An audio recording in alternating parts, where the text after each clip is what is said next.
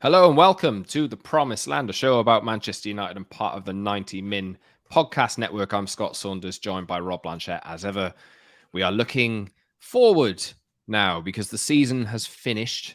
The ownership, as we record this, is not decided.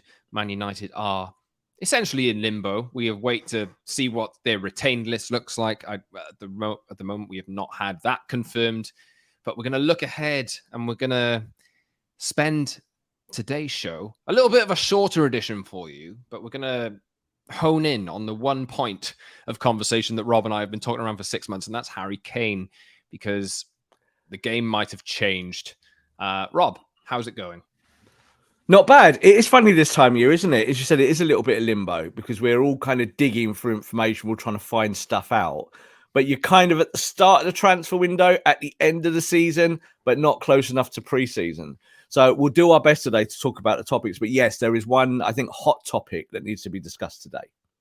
Yeah, before we get into that, you can subscribe to our show wherever you get your pods and watch us on YouTube now. So head over to the channel, like, subscribe, and leave a comment for us. We see a lot of we actually have a 5-star average rating on Apple, I think it is, Rob, or is it Chartable? I'm not sure. But anyway, yeah. It's great. So we appreciate the love. Thank you very much. Give us 5-star reviews. Leave comments of nice or not so nice, constructive criticism. Let's say if you want to criticize, constructive criticism on where we can improve. Follow us on Twitter as well @_Scott Saunders, @_Rob_B, and @PromiseLandMU for the show. And come and join us in Vegas from July 28th at UnitedCon, the place to be for United fans in pre-season on their tour of the US. Visit united-con.com for more information and to book your place now and join us. It's all around the Borussia Dortmund game, pre-season friendly in Las Vegas, so we'll be there. Very exciting times at the end of July. Rob, the topic for today is Harry Kane. We have been talking about Harry Kane for 6 months plus, really. It's like beating a dead horse, essentially. We've been talking about it for so long. It always looked like United were going to be going this way, especially if Tottenham finished outside the top 4. They ended up finishing 8th. They've just about confirmed a new manager and Postecoglou. That doesn't, for me, scream, Harry Kane, please stay. We're going places. That's more of a reset, a rebuild. And does Harry Kane want to wait around? He's got 1 year left on his deal. The time might be right for United to go in and get him, but the pitch has changed because Karim Benzema has left Madrid. And I didn't see that coming. Did you? No one say yes, I did, but I just think yes, I did because the money on the table is mad.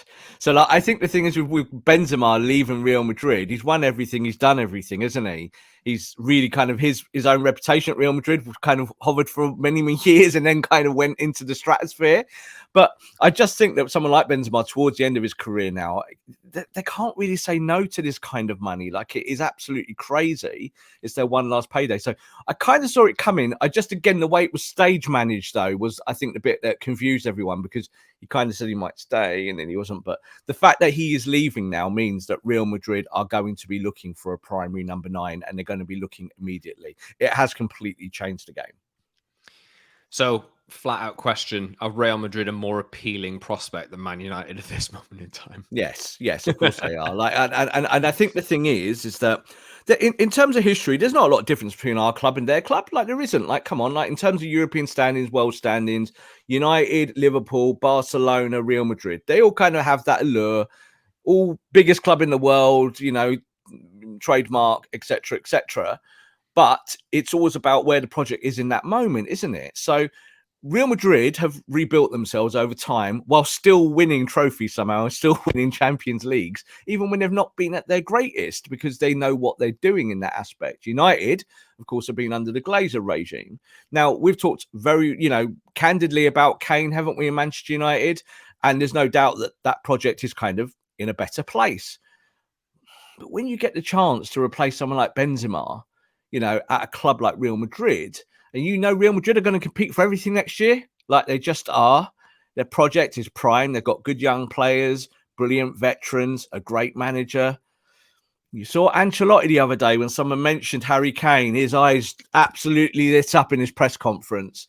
He knows exactly what Harry Kane brings. So, yes, I think that Harry Kane, even though he'd like the Premier League goal scoring record, I think he'd like a Champions League trophy a little bit more, or maybe a La Liga title to go with all the trophies he hasn't won in his career. So it has changed everything now, and it means that Manchester United might have to look elsewhere. I'm sure they'll still try, but obviously, ever since the beginning, for 15 years, we've known that Tottenham really don't like to sell to rival Premier League clubs. Exactly. Daniel Levy has made that known in Dimitar Berbatov's case, in Michael Carrick's case. And we even saw it with Harry Kane just a couple of years ago when Manchester City tried to sign him, and Harry Kane went public about wanting to, win stuff and achieve stuff. But obviously, he's still at Spurs. Spurs have finished 8th. They are not going places fast. Kane has 1 year left on his deal. We thought it made a lot of sense for United to pursue this, and I think United still will. Yeah. But as we record this now, with Benzema not absolutely officially confirmed to Saudi Arabia yet, but he will be joining that league.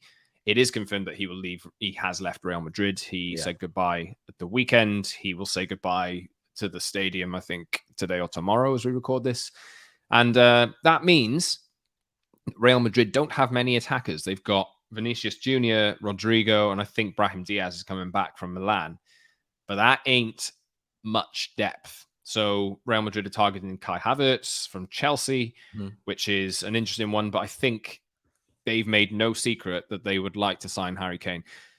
Now, Tottenham will probably hold up a strong end of the bargain, and they will probably try their very best to get as much money as they can for somebody like Harry Kane, because where do Tottenham go without Harry Kane? It's really difficult to see a way forward for them. But, we await to see if Kane will push himself out of Spurs, especially with Real Madrid interested now. But Real Madrid definitely have an upper hand here over United because they are not in the Premier League, essentially. And, do you think this one's going to go... It might go on for a few weeks, Rob, but do you think there's a good chance that they'll get this done? Because they even stand a better chance of having a bid accepted from Spurs than United do, even if they offer less. I exactly was just about to say that this is Daniel Levy's like perfect scenario. Real Madrid, who are not in English football and have nothing to do with us here in the Premier League, take their best player and give a pretty optimum price. Would he prefer to take 100 million from United or 90 or 80 from Real Madrid? The latter, absolutely. I think Spurs, if they can avoid selling Kane to Manchester United, they will absolutely do that. And that was always going to be the stickler in this kind of deal. I think the thing is with Real Madrid and where they are, what we always know about Real is that they get what they want. They just do. There's 20 years, 30 years, 40 years of history of transfers where Real Madrid execute. They know what to do. Florentino Perez absolutely knows how to do these things. So Perez and Levy, I think, will be talking already about this. And I also think with Harry Kane, it's a kind of easy get out, isn't it? If you leave Spurs, your Spurs legacy is unprotected. You're not kind of having to say, I'm binning everything I've achieved at that football club, my club. And you go to Real Madrid, it's kind of accepted. It's like the Gareth Bale route, isn't it? If you go there, you might not be completely loved by everyone in Spain, but you're quickly going to score lots of goals and you're quickly going to show how great you are. So I actually think the job of going to Real Madrid and performing there is easier than the job of coming to our football club, which would be fraught in daily newspaper headlines about whether Harry Kane is good enough or not for Manchester United. Yeah, and you can it's certainly a lot easier to prove yourself with Real Madrid because they just win things. United, for all we know, could come 6th, 7th next season because the other teams in the league have just got a lot better and United haven't really improved. Not saying that's going to happen, but it's entirely possible. Real Madrid are coming in the top 2 in Spain, regardless, and they go into the Champions League semi-finals, regardless, you'd think, no matter who they have. And if you have Harry Kane scoring the goals that Benzema scored, probably scoring more, then I think that there is a big upside for Kane. But, obviously we're spending a lot of time talking about Real Madrid here. Rob and I here, and feel free to leave a comment if you think that there's more upside potentially for United here. But I think if Real Madrid are going to go for Harry Kane, I'm pretty much resigned to Man United not getting Harry Kane. So that begs the question, what do United do instead? So that is the topic of the rest of today's show. We're only going to do this one topic and bring you some additional stuff in the next few days. What do United do instead? Because Rasmus Højlund is the name on everyone's lips at the moment. Just finished the season with Atalanta in Serie A. Not a prolific goal scorer, but 20 years old, bit raw, but he is a centre forward that will work in Erik Ten Hag's system. 40 million quid? Is this doable? And is this right? 40 to 50. You know, like, again, the Manchester United taxation system is in play in the transfer window. And as soon as you put MUFC next to any player, it goes up by 15 or 20%, doesn't it? So look, I think we talked about Højlund obviously previously, and we kind of said that Man United need 2 strikers. That hasn't changed. But if you are going to target other positions, and we will be talking about all of that all summer long, positions and who needs to go and who needs to stay and what United need to do, you have not got a limitless pot of money.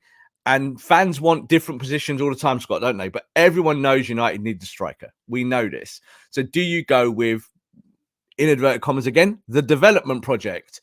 And that, of course, is Højlund. So Højlund's not the finished article, but he would fit the system. He's aggressive. He's learned things this year to drop into a false 9 position. So he kind of does join up play, and he can kind of press and he can kind of do stuff. But he's very young and he's unproven. And it would be a gamble. But do you know what, Scott?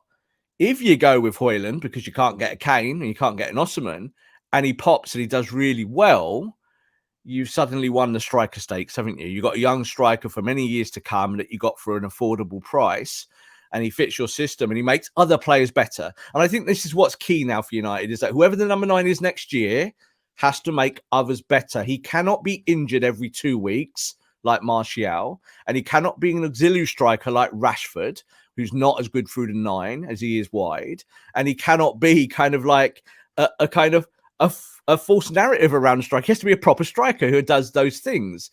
And I think Højlund, I'm not saying he's ready for the step up, but he's a United fan. He loves United, and I think he'd love it. Like, he's that kind of character. I think he's a big character for a young man. So it definitely won't be perfect. Like, United fans, I'm sure, will be kicking off in the next few weeks. Now, there might not be a Harry Kane coming.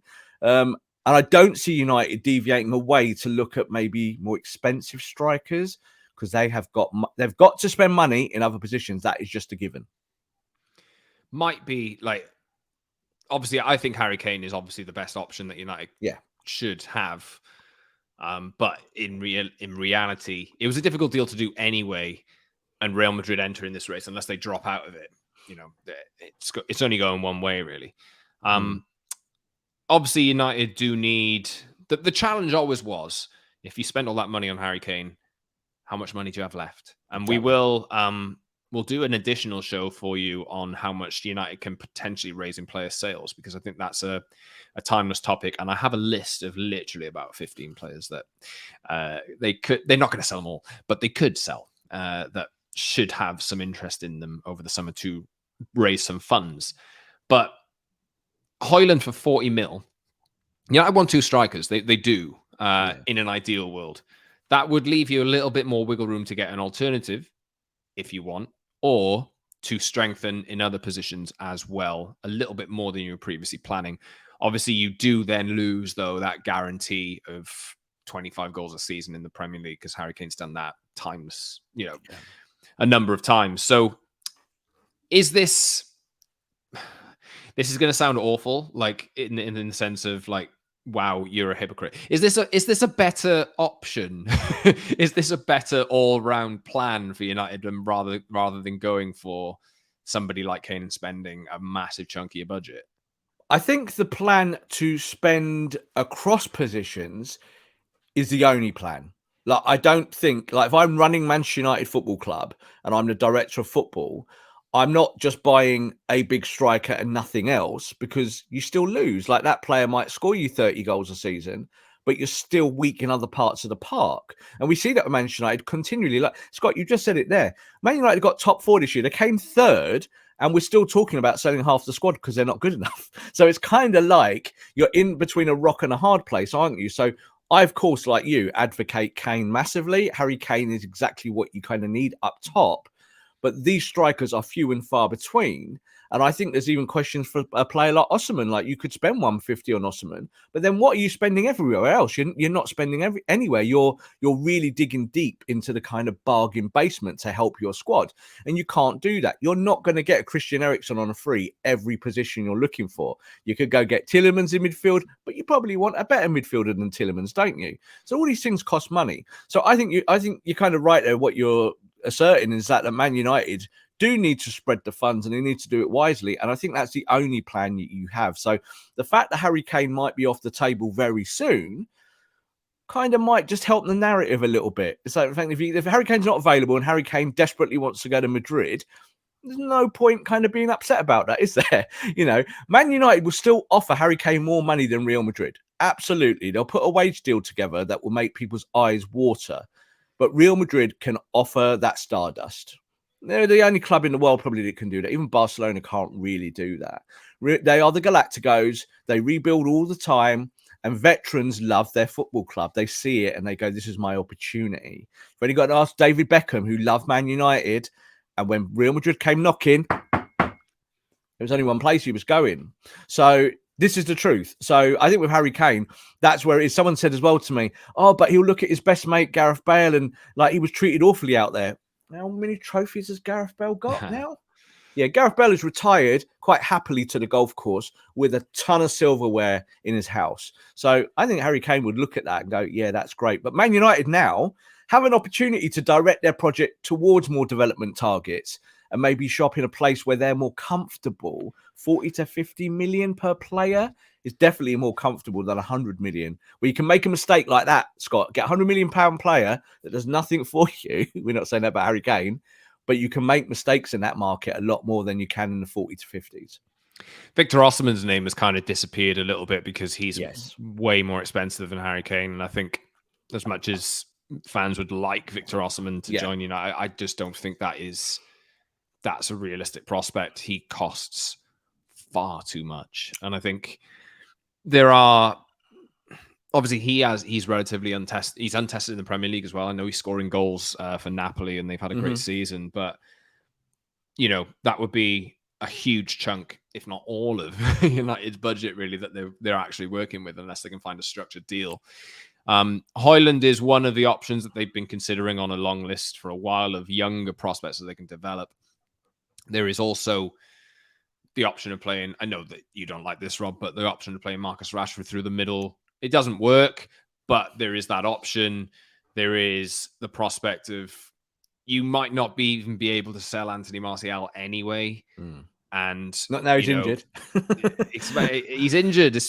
Exactly. He's injured. Going to be difficult to offload him regardless. He's on massive wages. I think he has a year left on his deal. Yeah. And United have an option to extend it. But, is that another thing you do? Do you just run that contract down and revisit the situation next year if you do decide that you still need a senior option up front?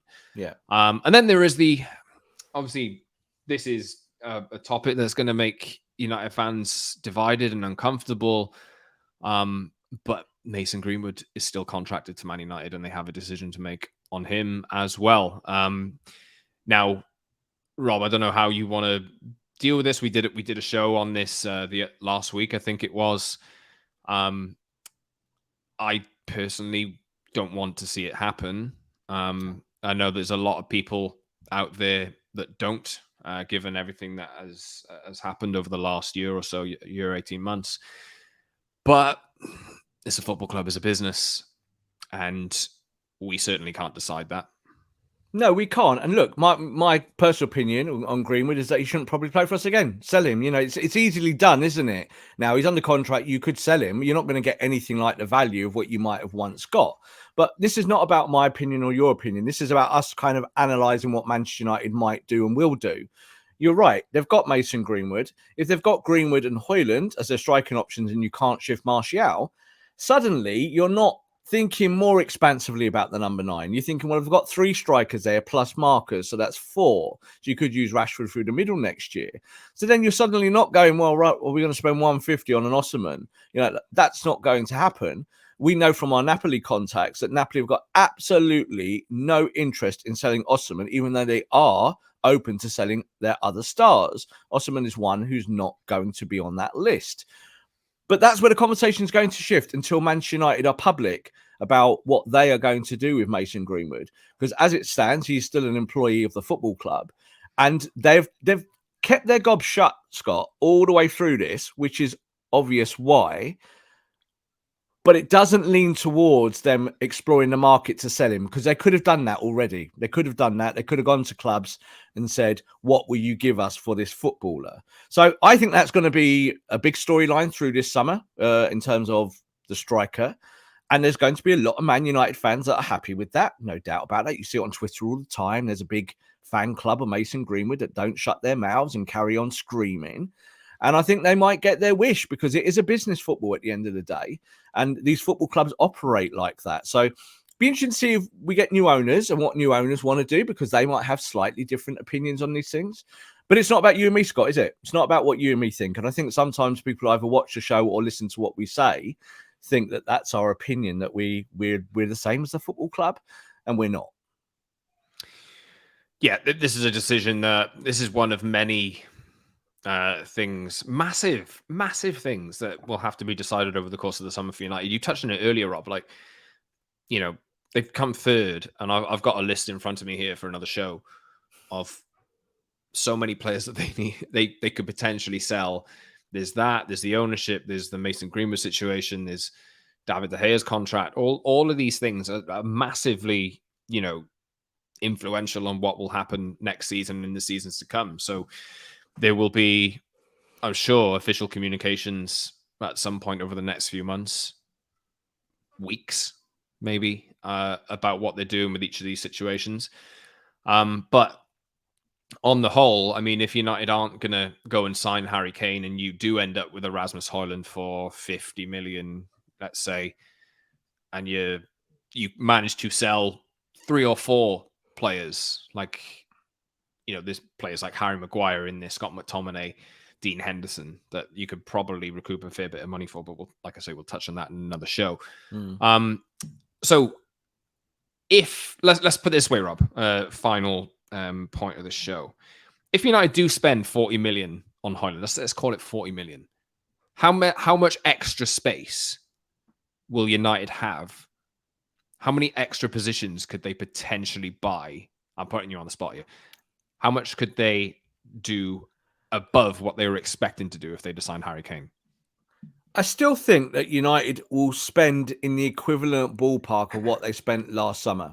I really do. That's because it's not about liquid funds. It really isn't. It's about what you can move around and how you can do stuff. And also, obviously, potential of new money coming into the football club. So I don't think that Harry Kane being off the table or you signing Højlund, these things don't really matter in the bigger picture. It's still about your long-term plan. And Man United have had one for a while now about how they want to do it, from the director of football down, from Ten Hag actually knowing what he needs. So I think if you buy Højlund, what that does allow, Scott, is you just a little bit more flexibility and a little bit more wiggle room. I think I said it on the last week's show. There is a big difference. If you spend early on someone, you spend 80 or 90 million, like Mason Mount, let's take as an example. You spend 80 on Mount rather than 50, that has a big impact on your dealings towards the last few weeks of the window, doesn't it? Because you just lost 30 million, because he's not worth that. So United had this last year, and that's why I think Anthony got done later than they wanted, because they had to spend that money, didn't they? They needed that player, and they overspent. They'd rather not overspend, Scott, but ultimately it's needs must, isn't it, as you go along? We know that they're in the Kim stakes. We know that they're in the Højlund stakes. That's kind of struck us straight away 100 million, isn't it? That's the best part gone, and wages. So you've got to get rid of a few. But I don't think this, just going to Højlund is the problem. That's the way I look at it. It's the window is long and it's arduous, and you've got to keep going all the way. You can't just spend 150 million and go, actually, do you know what? We now can't buy that player who's come onto the market, because there's going to be a bit of that, Scott, this year. There's going to be players that come on the market mid-season, midsummer, and later in the window, and United might need that capital to go and actually execute those deals. They're aware of that. They're not stupid, you know. And I also don't think it will be like some fans saying that United will spend nothing, because if they spend nothing, they're going to become 8th next year very, very quickly. Yeah. Well, let's wrap it there, I think, because it's the quickest show I think we might have ever done. We just clocked 25 minutes. But we will bring you extra. We'll bring you soon a how much can Man United raise in player sales show, specifically a little bit of fun for us. It's something that should see us right through the summer. But yeah, Harry Kane, Real Madrid. It looks quite pretty ominous, and we've been talking about Harry Kane and Man United for a long time.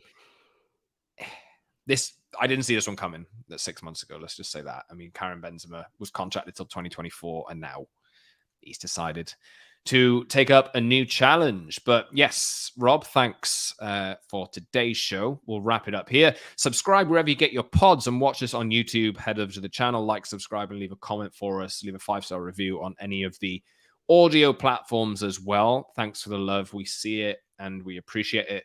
Follow us on Twitter @_Scott Saunders, @_Rob_B, and @PromiseAndMU for the show.